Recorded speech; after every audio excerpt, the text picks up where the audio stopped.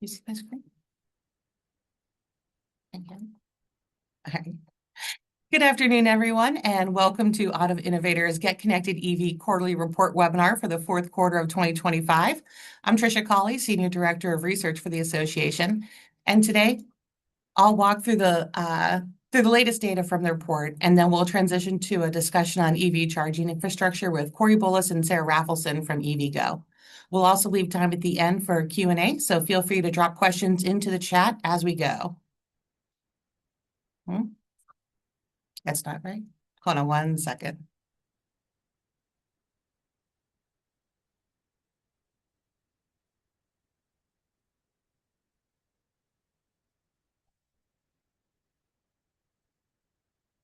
Apparently, we're having some technical difficulties with my screen here. I apologize.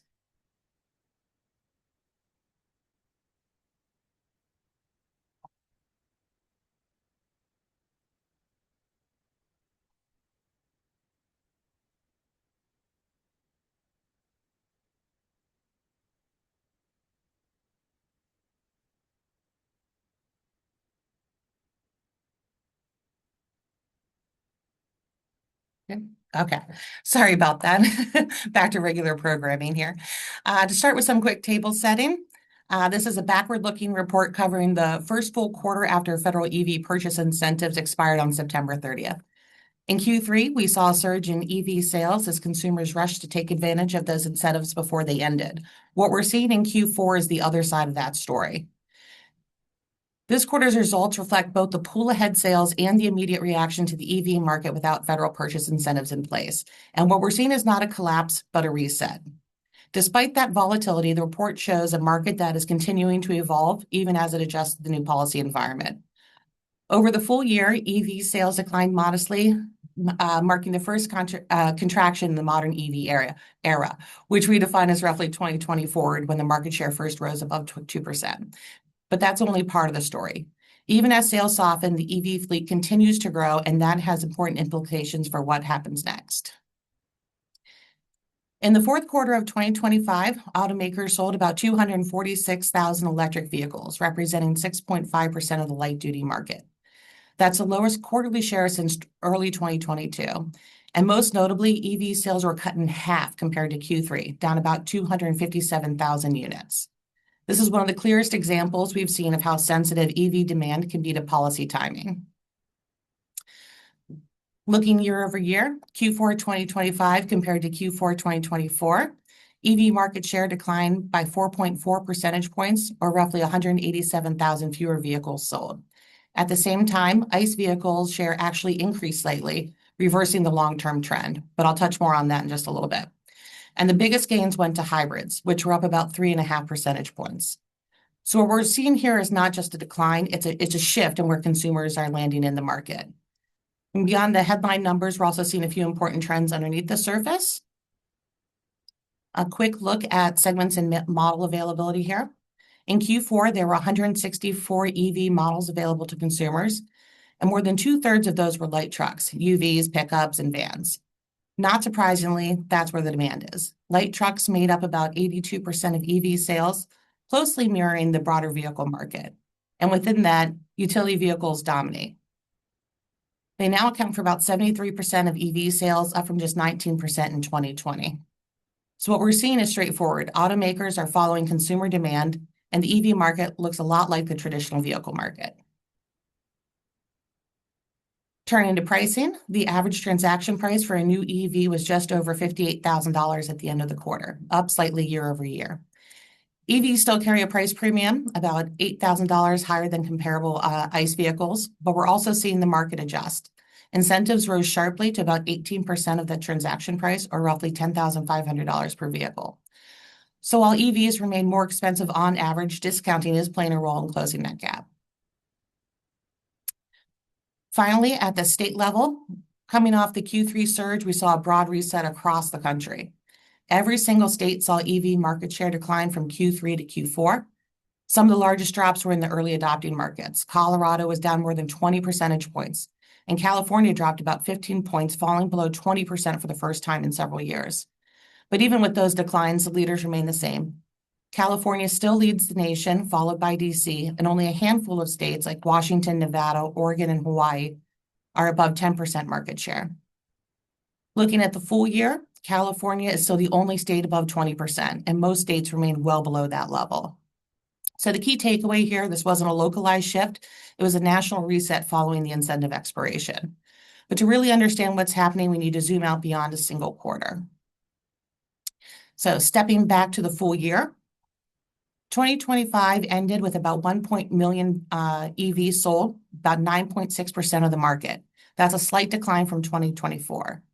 EV volume was down about 4%, even as the overall light-duty vehicle market grew by 2.2%.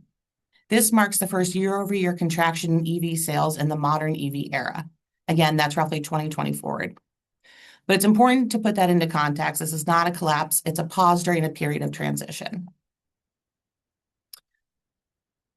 Here we're looking at the powertrain mix. Battery electric vehicles account for about 7.9% of the market, while plug-in hybrids remained under 2%. And importantly, EV market share is essentially flat with 2023 and down slightly, about 0.6 percentage points from 2024. The second chart puts that into a longer-term perspective and adds hybrids into the picture. What you see is, while EV growth has slowed, hybrids have accelerated. Back in 2022, BEVs and hybrids were separated by just about 1.5 percentage points. By 2023, the gap widened slightly to around 2.5 points. But since then, hybrids have really pulled away.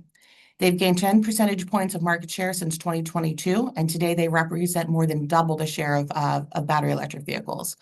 In fact, Q4 was the highest volume of hybrid sales on record, and about 3 times more than all the EVs. So in the near term, we're seeing a shift within electrified powertrains, with hybrids gaining share as consumers navigate the market, as well as convenience and infrastructure considerations. But when you zoom out again, the bigger story hasn't changed.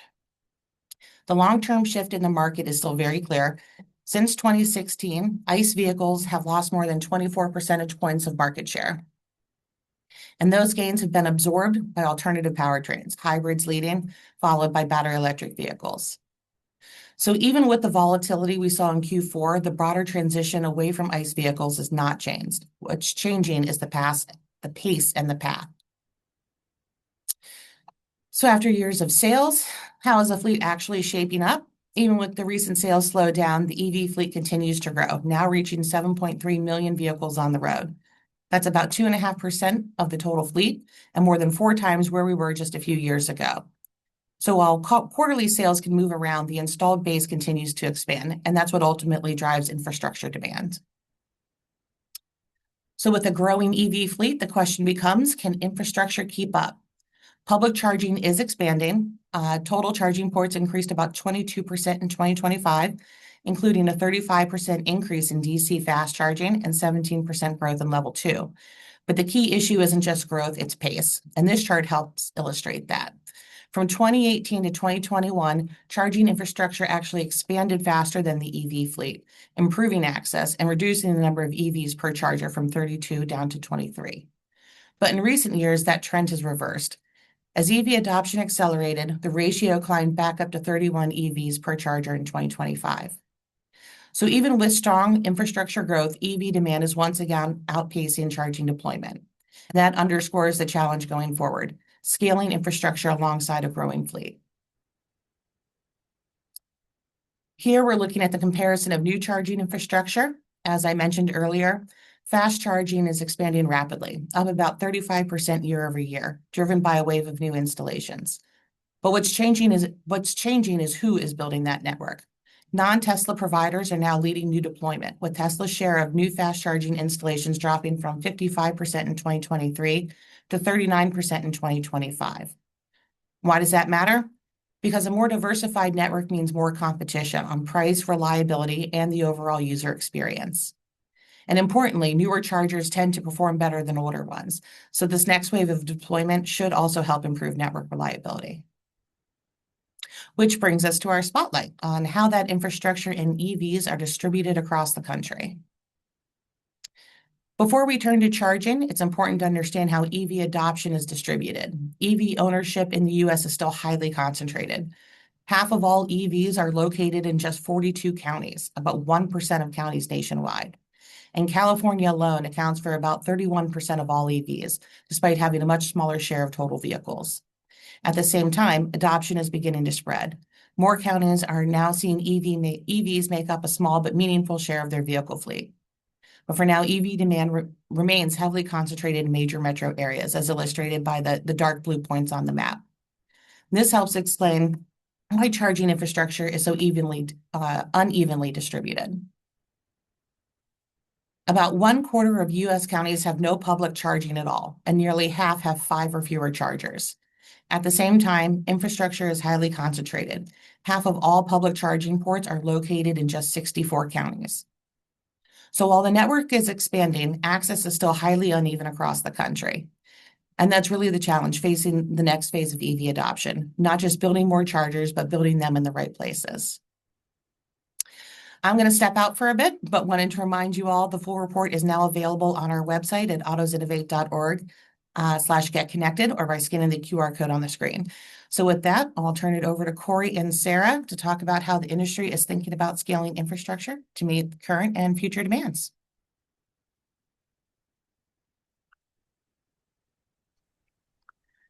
Wonderful briefing, Tricia. Really appreciate you taking us through that. Good morning, everyone, and/or good afternoon. My name is Corey Bullis, and I'm really excited to talk all things EV charging today with my good friend Sara Rafalson. I think we're going to have a lot of fun with this because she's been doing this a long time, since 2018, which is when we first met. So she's a gold mine of knowledge and historical perspective on this issue. So, Sara, welcome. Thank you for joining us today. Perhaps you could start us off with, for those who don't know you, why don't you tell us a little bit about yourself and introduce us to EVgo? Hi. Funny to hear you say that I'm a gold mine of information, Corey, because I was going to say the same thing about you. Quick bit about me. I'm Sara Rafalson. I oversee external affairs for EVgo. I'm actually approaching my 8-year anniversary with the company. And before that, I was in the energy industry. I was living out in DC and had moved to California, had never been to Sacramento before ever. And my first week at EVgo, I had lunch with the fantastic Corey Bullis at the Citizen in Sacramento. And Corey gave me everything I needed to know about the EV market in California, a lot of acronyms, a lot of bill numbers I had have never heard of, legislators I'd never heard of. So I really credit Corey a lot with my onboarding and teaching me a lot of what he knew. So thank you, Corey, for having me and the Auto Innovators. So we've been members for about just a couple of months now and have really gotten a lot of value out of the membership and being more connected to the auto industry and sharing a charging perspective. For those of you who aren't familiar with EVgo, we are one of the largest providers of public fast charging in the United States. So we're in about 47 states and have about 5,100 fast charging stalls. And something that's significant, and I think that goes to the opening study as well, is just about half of those were built over the last couple years. So we have really been seeing this surge in consumer demand, frankly, across the country. And we have really been meeting the moment by building infrastructure to meet that demand. So when I say fast charging, that's all that we do. So we are primarily building 350 kilowatt charging, and we do charging in locations that are really aligned with consumers' interests and needs. So in the case of the study, I feel the need to comment on the remark about charging infrastructure being not distributed. I think in terms of fast charging infrastructure, where you really need to build fast charging infrastructure is in places where people are not necessarily going to be charging as much at home. And those are for us primarily where we see the largest demand are in metro areas and urban locations where you're going to see a higher concentration of multifamily housing where people are unable to charge at home. And also you see rideshare electrification, which is about a quarter of our throughput today. So we are very much building charging where it can be used and useful by consumers. And again, really happy to be here and look forward to the questions. Thanks for that, Sara. And yeah, when you talk about where you guys are building infrastructure. It kind of just reminds me of the old adage, if you build it, they will come. Obviously, where the people are is where you want the chargers to be. So, if as a consumer or a driver, if I'm pulling up to an EVgo site or an EVgo station, take me through the experience. What can I expect? Yeah, so that's a good question. So I would say that, taking a step back, we have just seen this rising consumer demand over the past several years. And something that I would note too, and our CFO recently said this, but even if EV sales are still flat in 2026, that's still maybe another 1.2 million cars on the road, right? And they're all going to need infrastructure to charge. And we're really meeting in that moment and leading in that moment to meet that consumer demand. So what you're going to see at an EVgo charging station today is just so much different than when I started meeting with Corey in Sacramento in 2018. Back then, we had maybe two chargers at a single location. And really, the places that the charging stations were being used the most were in, I remember California, of course, and Georgia, where I believe there was an EV incentive at the time. Fast forward to today, we're doing much larger stations. This morning, we announced a new 28 stall station that we just opened.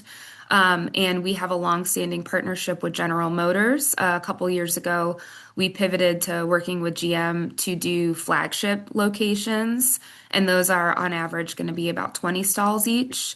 And then, in addition to that, we announced an expansion of a partnership with Kroger just a couple months ago, where those chargers are going to have about 16 stalls each on average. So we're really scaling across the country to meet that consumer demand with larger and larger stations, frankly, because we don't want people to have to wait in line.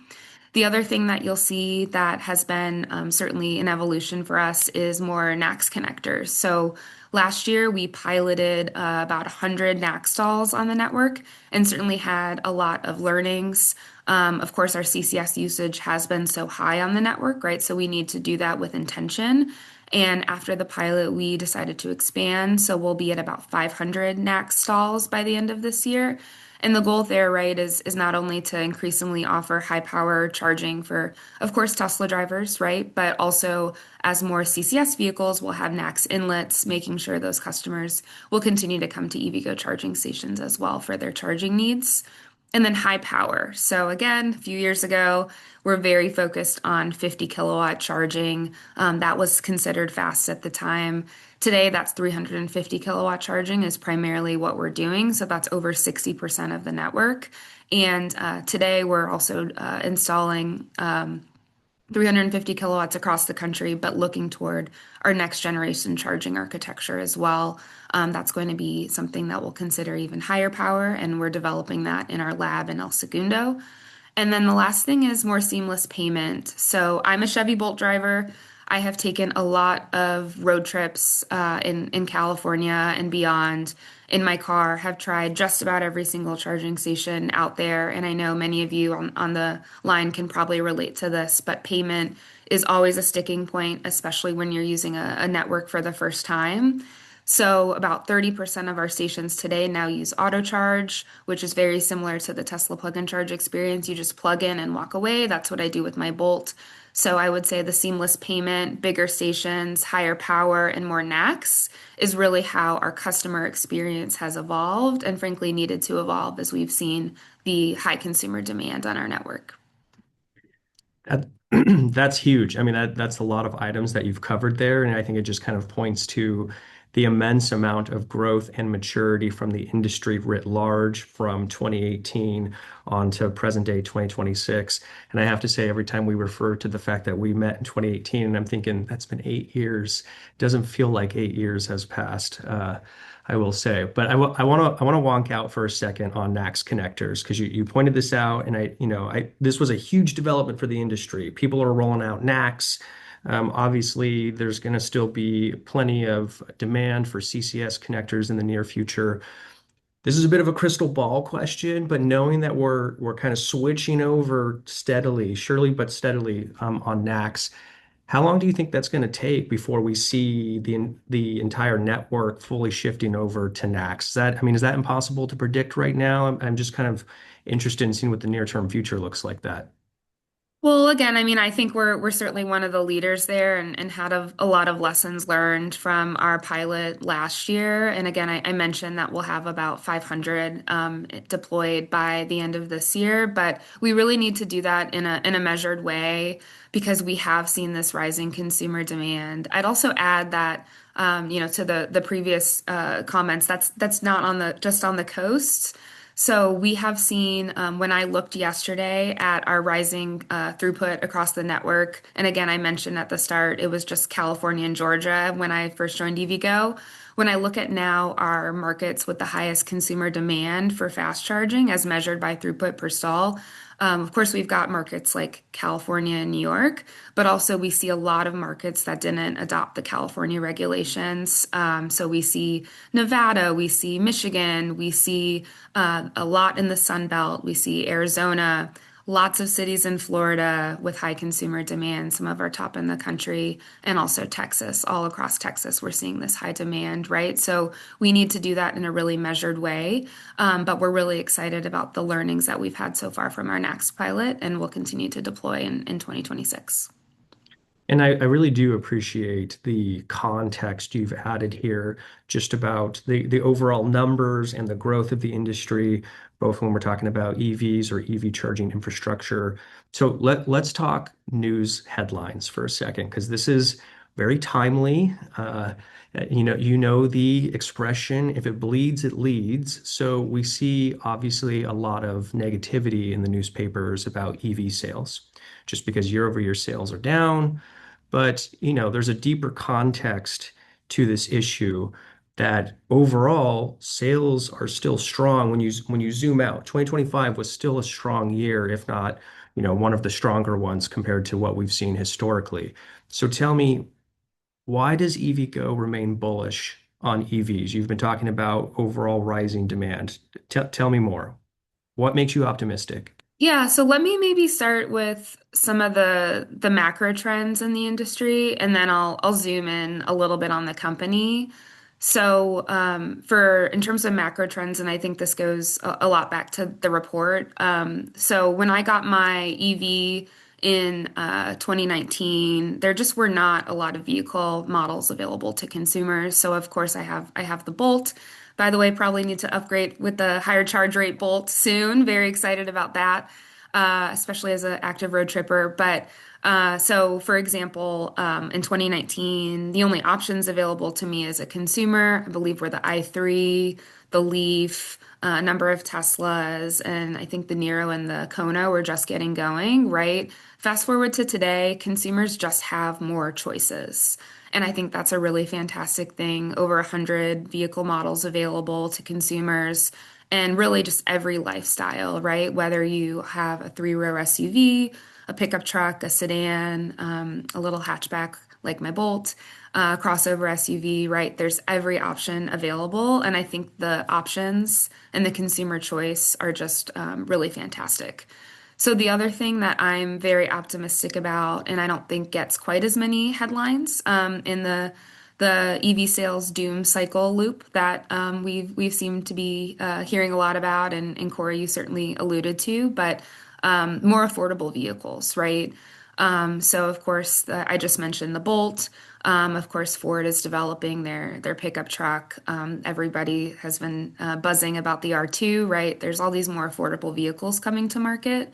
But not only that for new vehicle sales, but also the secondary market is bustling, right? So, and those cars are just more affordable. When I got my car in 2019, there wasn't a secondary market for EVs. And as we know, so many American consumers buy cars on the secondary market.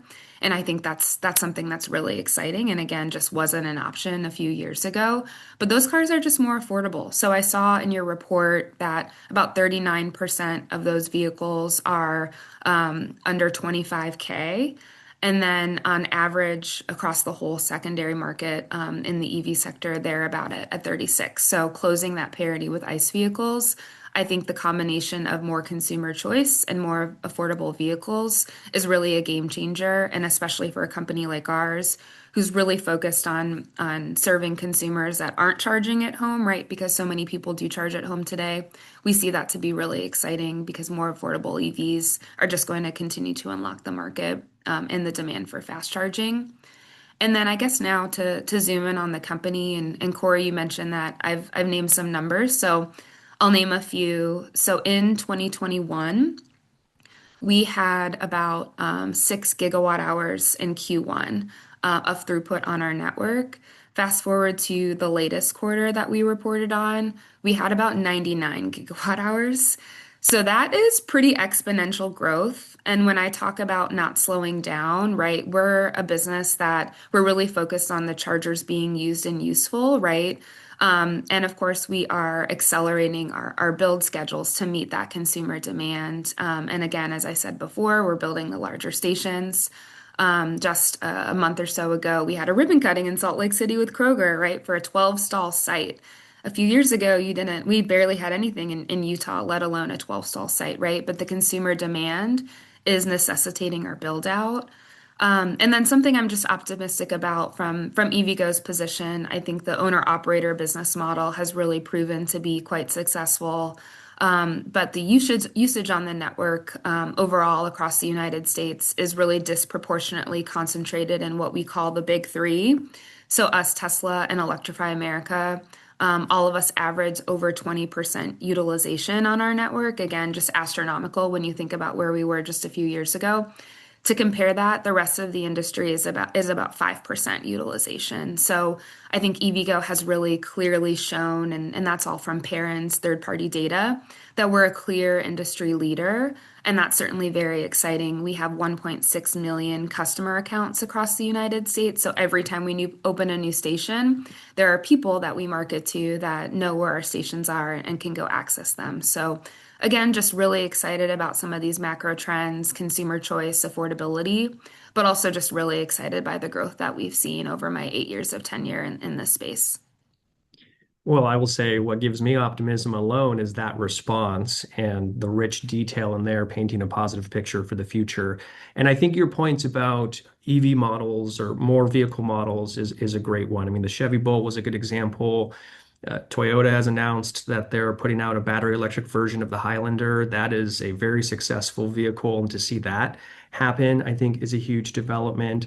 I would also point out there's going to be a number of EVs whose leases are ending, and they will be coming back to dealer lots across the country.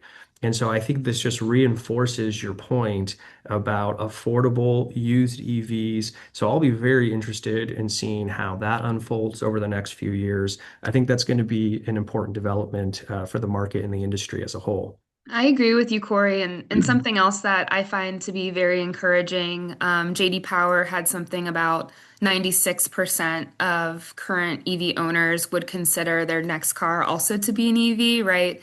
I think Mary Barra said something similar in Detroit a couple months ago, right? Once you go EV, you continue to go EV. So I think that's exciting, both about those existing EV owners being really satisfied with their experience with their vehicles, but also to your point, that opens up a lot of opportunities in the secondary market as more of these vehicles come off lease. Yeah, and just to kind of maybe share a personal component to this conversation.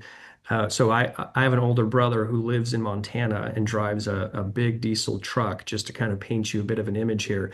If I can get him to start thinking about EVs, which he is doing casually as he thinks about his next vehicle, that gives me a lot of hope and optimism in terms of also reaching those consumers and getting their interest as well. And he's a big car guy, so that's been very positive to hear from him personally.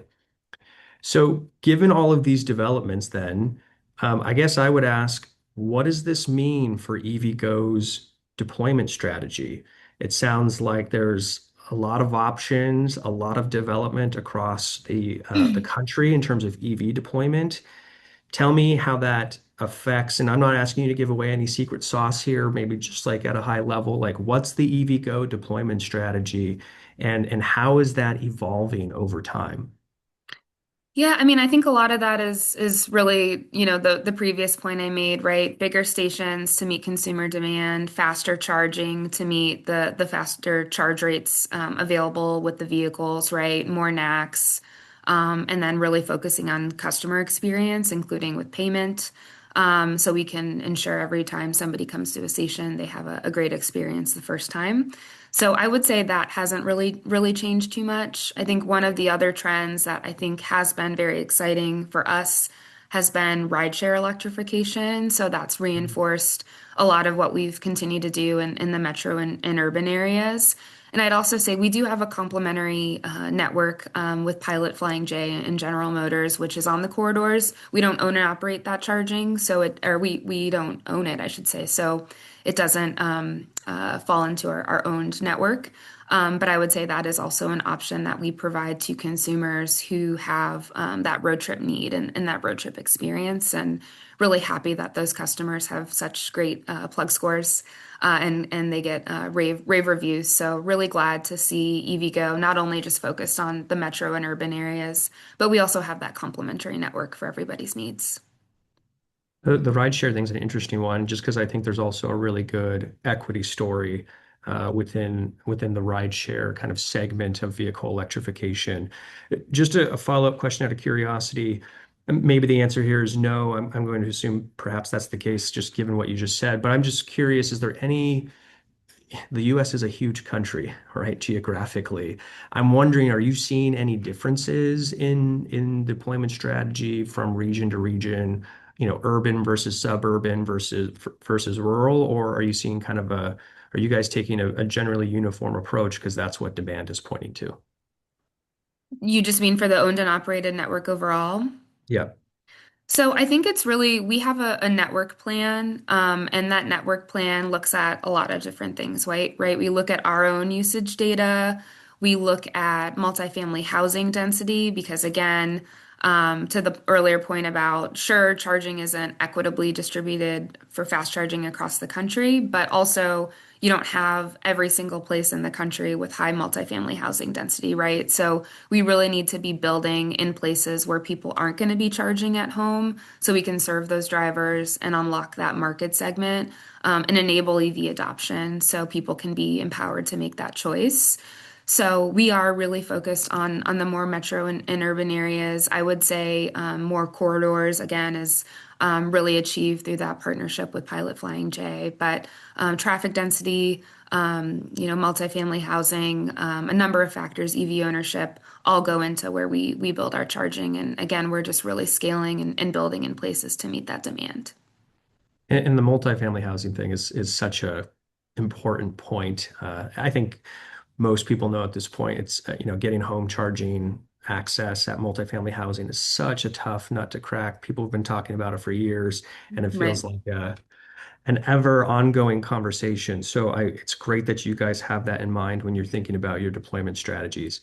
So I want to turn to Q&A here for the group for the last few minutes. And so if you haven't been dropping questions in the chat, please do so. So I'll throw one more question at you, Sarah.